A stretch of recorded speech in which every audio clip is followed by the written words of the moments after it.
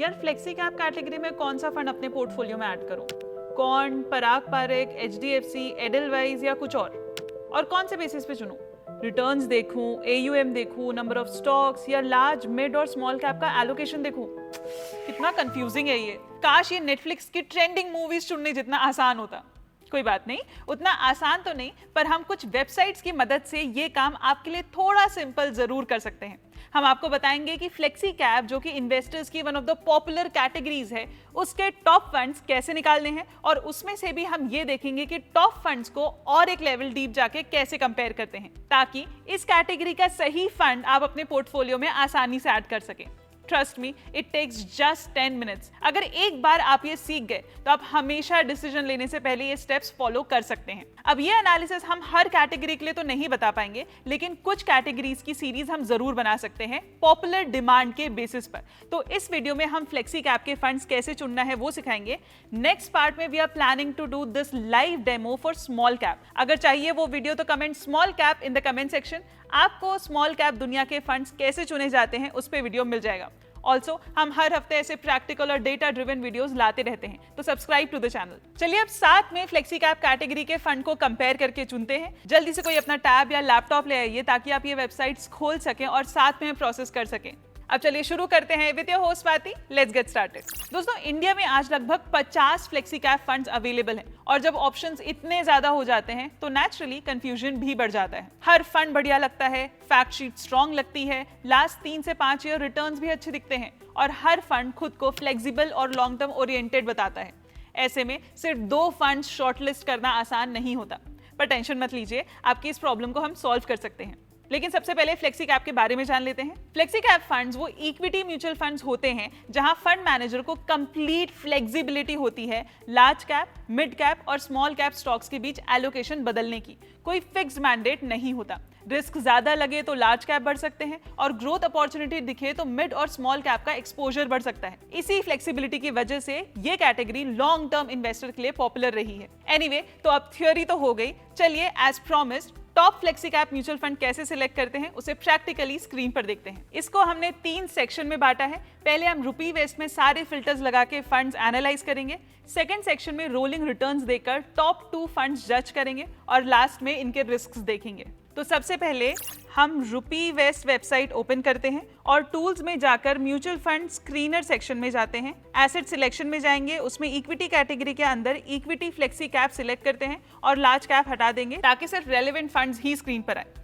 अब मैं कुछ स्पेसिफिक कॉलम्स ऐड करती हूँ। एयूएम, ताकि फंड का साइज और लिक्विडिटी समझ आए। जितना ज्यादा एयूएम उतना ज्यादा लिक्विडिटी। ज्यादा लिक्विडिटी मतलब फंड आसानी से शेयर्स खरीद और बेच सकता है। नेक्स्ट मैं चूज करूंगी इंसेप्शन डेट। पुराना फंड हो तो बेटर है, क्योंकि जो फंड ज्यादा मार्केट साइकिल्स देख चुका होता है उसका बिहेवियर जज करना इजियर होता है। अब नेक्स्ट बाकी ईयर रिटर्न्स हटा के 10 ईयर रिटर्न्स, क्योंकि ये कंप्लीट मार्केट साइकिल कैप्चर करता है। Next we'll choose turnover ratio, जिससे फंड मैनेजर की एक्टिविटी और स्टाइल समझ आती है।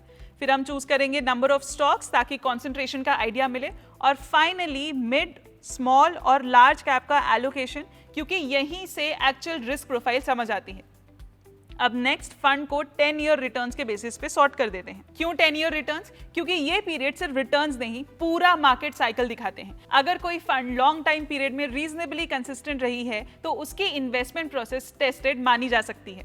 तो जैसा कि आप स्क्रीन पर टॉप 5 फ्लेक्सी कैप फंड्स देख सकते हैं। अब इसमें भी अगर मैं सिर्फ 2 फंड्स कंपेयर करूं तो वो होंगे पराग पारेख फ्लेक्सी कैप फंड और कॉर्न फ्लेक्सी कैप फंड। सबसे पहले हमें इनके फंड मैनेजर्स देखना होगा। आप अपने मेहनत का पैसा जिसे संभालने के लिए दे रहे हो वो कितने केपेबल हैं और लगातार अच्छा काम कर पा रहे हैं या नहीं, ये जानना बहुत जरूरी होता है। तो हमारे जो 2 फंड्स हैं उनके फंड मैनेजर कौन से हैं? कॉर्न फ्लेक्सी कैप फंड के हैं संदीप टंडन, और पराग पारेख फ्लेक्सी कैप के हैं राजीव ठक्कर। ये दोनों नाम इंडस्ट्री में काफी टाइम से हैं और अपनी अपनी इन्वेस्टिंग फिलॉसफीज को, जो इंटरेस्टिंगली एक दूसरे से काफी ऑपोजिट हैं, लंबे टाइम से कंसिस्टेंटली अप्लाई कर रहे हैं। Also frequent manager changes returns को बिगाड़ सकते हैं और डेटा मिसलीडिंग हो सकता है, इसलिए ये भी चेक करना है कि मैनेजर बार बार बदल तो नहीं रहा है। नेक्स्ट हम एयूएम चेक करेंगे। तो कॉर्न फंड का एयूएम मतलब फंड का साइज ज्यादा बड़ा नहीं है, इसीलिए फंड मैनेजर को ज्यादा फ्लेक्सिबिलिटी मिलती है जल्दी डिसीजंस लेने की। इसका टर्नओवर रेशियो भी काफी हाई है, मतलब पोर्टफोलियो में स्टॉक्स बार बार चेंज होते रहे हैं। जब अपॉर्चुनिटी दिखी एंट्री, और जब लगता है मोमेंटम खत्म तो एग्जिट ले लिया। अब नंबर ऑफ स्टॉक्स देखें तो ये भी कम है, तो फंड ज्यादा फोकस्ड बेट्स लेता है। नेक्स्ट, पराग पारेख का AUM बहुत बड़ा है, जो ये बताता है कि इन्वेस्टर्स का ट्रस्ट काफी स्ट्रांग है। यहाँ पोर्टफोलियो में स्टॉक ज्यादा है और टर्नओवर काफी लो है, मतलब फंड मैनेजर जल्दी जल्दी शेयर्स बदलने के बजाय अच्छी कंपनीज को लंबे समय के लिए होल्ड करता है। इतना देख के मुझे ये समझ आ रहा है कि कौन फंड उन इन्वेस्टर्स के लिए है जो थोड़ा फ्लक्चुएशंस टॉलरेट कर सकते हैं और हायर रिटर्न के लिए वॉलिटिलिटी एक्सेप्ट करने को रेडी हैं। वहीं पराग पारेख उन इन्वेस्टर्स के लिए ज्यादा सुटेबल है जो लॉन्ग टर्म के साथ इन्वेस्ट करना चाहते हैं बिना ज्यादा टेंशन के। अब नेक्स्ट, एक्सपेंस रेशियो।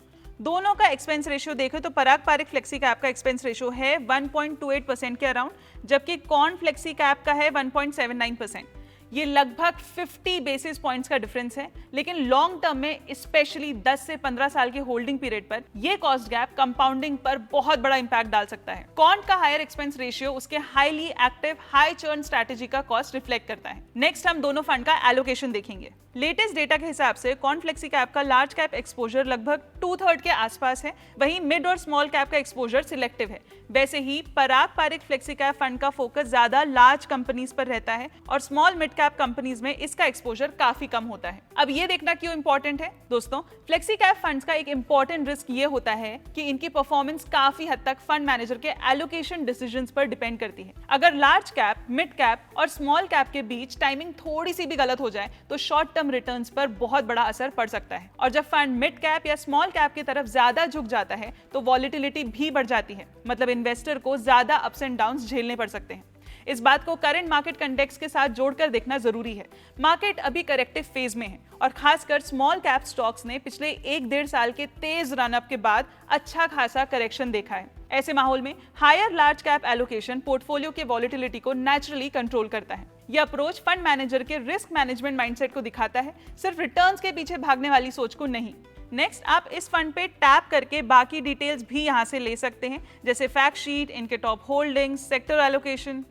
अगर सेक्टर एलोकेशन में जाएं तो from the looks of it Parag Parekh flexi cap fund clearly financials पर बेट कर रहा है and on the other hand corn mutual fund energy पर। हालांकि जैसे कि हमने बताया, यहाँ फंड मैनेजर की इन्वेस्टमेंट फिलॉसफी भी रिफ्लेक्ट होती है। एक तरफ है वैल्यू इन्वेस्टिंग और दूसरी तरफ है मोमेंटम। अब एनालिसिस को एक स्टेप आगे ले जाते हैं, मतलब सेक्शन 2, और इन दोनों के रोलिंग रिटर्न्स देखते हैं। By the way, rolling returns का डिटेल वीडियो हमने और एक बनाया हुआ है। अगर आपको सब कुछ रोलिंग रिटर्न्स के अराउंड जानना है तो ये वीडियो जरूर देख लेना। तो रोलिंग रिटर्न्स देखने के लिए हमें जाना है म्यूचुअल फंड रोलिंग रिटर्न्स पर और अपने दोनों फंड्स का नाम डालना है।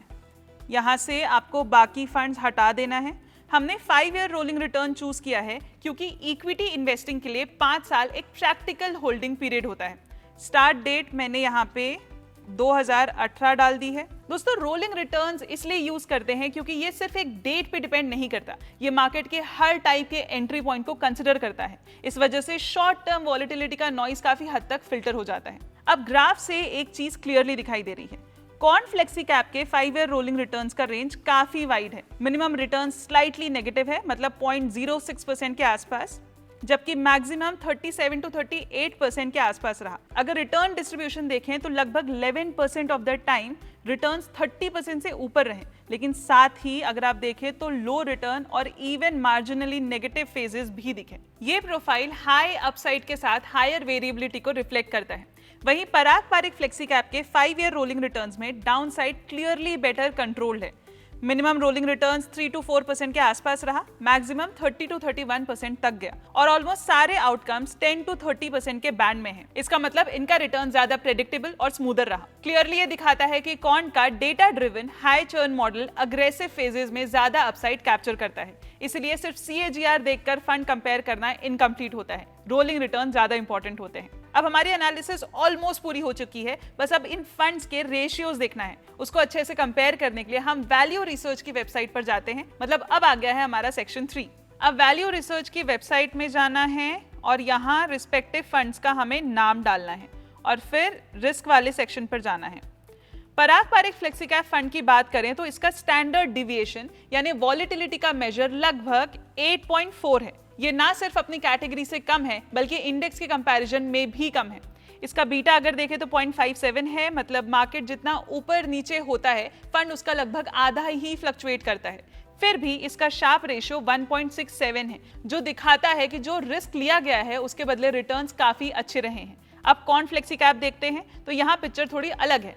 इसका बीटा लगभग 1.17 और स्टैंडर्ड डिविएशन करीब 16.64 है। इसका मतलब ये फंड मार्केट के मूवमेंट्स के लिए ज्यादा सेंसिटिव है। मार्केट अगर ऊपर जाता है तो फंड ज्यादा तेज ऊपर जा सकता है और अगर नीचे आता है तो गिरावट भी ज्यादा गिर सकती है। शार्प रेशियो यहाँ पे 0.65 रहना ये बताता है कि अच्छे रिटर्न्स हो सकते हैं लेकिन ज्यादा रिस्क भी हो सकता है। लेकिन दोस्तों अल्फा यहाँ पिक्चर क्लियरली दिखा देता है। पराग पारिक फ्लेक्सी कैप फंड का पॉजिटिव अल्फा लगभग 8.96 ये बताता है कि पिछले 3 सालों में फंड ने बेंचमार्क से बेहतर परफॉर्मेंस करके इन्वेस्टर के लिए एक्स्ट्रा वैल्यू क्रिएट की है। वहीं कॉर्न फ्लेक्सी कैप फंड का अल्फा है 0.39 जो ये दिखाता है कि उसी पीरियड में फंड ने बेंचमार्क के मुकाबले लगभग बराबर परफॉर्मेंस दी है। लेकिन दोस्तों रिस्क और वॉलेटिलिटी को समझने के लिए एक और इंपॉर्टेंट मेट्रिक होता है जो हमने मॉर्निंग स्टार की वेबसाइट से लिया है। इसे कहते हैं capture ratio. Upside capture ratio बताता है कि मार्केट जब ऊपर जाता है तो फंड उस रैली में कितना पार्टिसिपेट करता है और डाउनसाइड कैप्चर रेशियो ये दिखाता है कि मार्केट गिरने पर फंड कितना नुकसान उठाता है। आमतौर पर डाउनसाइड कैप्चर रेशियो जितना कम होता है उतना ही इन्वेस्टर के लिए सफर ज्यादा स्मूथ होता है। पराग पारिक फ्लेक्सी कैप फंड का अपसाइड कैप्चर रेशियो अगर आप देखें तो ये लगभग 87 है जो कैटेगरी से कम है। मतलब रैलीज के टाइम फंड थोड़ा कंजर्वेटिव रहता है लेकिन इसका डाउनसाइड कैप्चर रेशियो सिर्फ 28 है जो ये बताता है कि मार्केट करेक्शंस के दौरान फंड ने कैपिटल को काफी अच्छी तरह से प्रोटेक्ट किया है। वहीं कॉर्न फ्लेक्सी कैप फंड का अपसाइड कैप्चर है 113 यानी रैलीज के टाइम फंड मार्केट से ज्यादा परफॉर्म करता है लेकिन इसका डाउनसाइड कैप्चर है 127 जो कैटेगरी और इंडेक्स दोनों से काफी ज्यादा है। इसका मतलब मार्केट गिरने पर फंड ने इंडेक्स से ज्यादा गिरावट देखी है। अब आप सोच रहे होंगे कि इतना एनालिसिस करने के बाद कौन सा फंड बेस्ट है, लेकिन शायद इससे बेहतर सवाल यह है कि इन्वेस्टर किस तरह का एक्सपीरियंस चाहता है। दोस्तों हर इन्वेस्टर का रिस्क लेने का लेवल, फाइनेंशियल गोल्स और ऊपर नीचे को झेलने की कैपेसिटी अलग होती है। अगर आपको स्मूथ जर्नी और गिरावट के टाइम प्रोटेक्शन ज्यादा इंपॉर्टेंट लगती है तो पराग पारिक फ्लेक्सी कैप फंड ज्यादा सूटेड दिखता है और अगर आप ज्यादा वॉलेटिलिटी के साथ हायर रिटर्न्स चेस करने के लिए मेंटली तैयार हैं तो कॉर्न फ्लेक्सी कैप फंड का प्रोफाइल आपको सूट कर सकता है। तो ये था हमारा वीडियो जिसमें हमने प्रैक्टिकली 2 फंड्स को कंपेयर किया और सीखा कि कैसे अपने जरूरत के हिसाब से आप अपने लिए सही फंड चुन सकते हो। अगर ऐसे ही स्मॉल कैप के फंड्स का एनालिसिस चाहिए तो तुरंत कमेंट स्मॉल कैप और हम आपके लिए वीडियो ले आएंगे। लेकिन जाने से पहले like the video, share it with your friends and subscribe to our channel, else हमारे वीडियोस आप तक पहुंचेंगे कैसे। मिलते हैं अगले वीडियो में। Mutual fund investments are subject to market risks. Read all scheme related documents carefully.